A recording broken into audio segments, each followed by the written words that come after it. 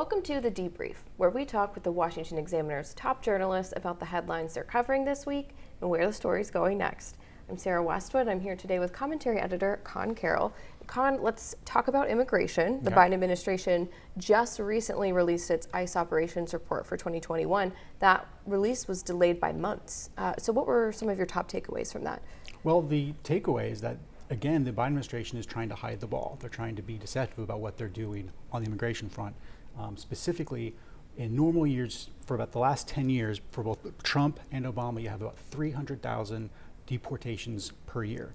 This year under Biden, only 59,000 deportations, just a huge drop. And you focused in your coverage on that low number of deportations and how it was, significantly lower than the number of deportations even under President Obama and definitely under President Trump.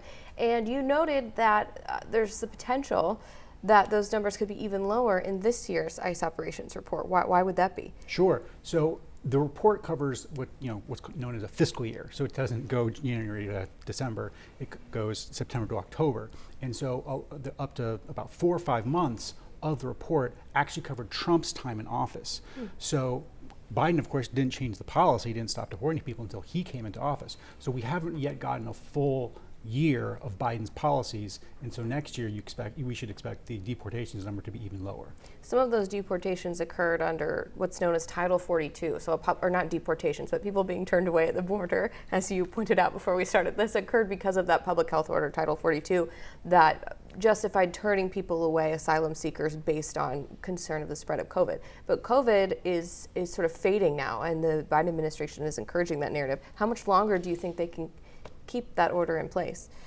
Not too much longer, because you have both states like Texas that want Title 42 enforced uniformly. So right now, the Biden administration has created this kind of fiction where they will let unaccompanied minors into the country and they're exempt from Title 42, but families and single adults are not.